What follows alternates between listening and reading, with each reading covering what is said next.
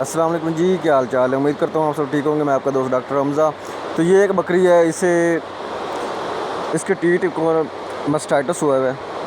اس کے ٹیٹ کی منہ کے سامنے ہی ایک گولی نما بنا ہوا ہے، جیسا کہ ایک بند بنا ہوا ہے گولی نما، تو جس کی وجہ سے دودھ نہیں آتا۔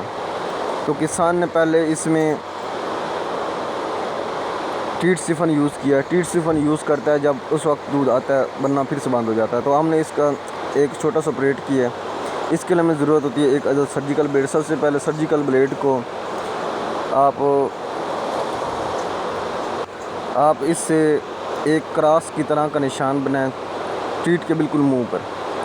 اس کے بعد تقریباً 1 سے 1.5 سینٹی میٹر سرجیکل بلیڈ کو ٹیٹ کے اندر لے جائیں اور اسے چاروں طرف موو کر کے ایک کٹ کا نشان بنائیں۔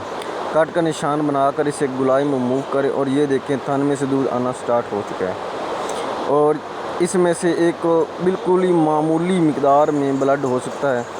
یہ ایک وقتی بلڈ ہوتا ہے جو کٹ کی وجہ سے ہوتا ہے، بعد میں رک جاتا ہے۔ امید کرتا ہوں آپ سب کو ویڈیو اچھی لگی ہوگی۔ لائک، سبسکرائب اور بیل آئیکن دبا دیں۔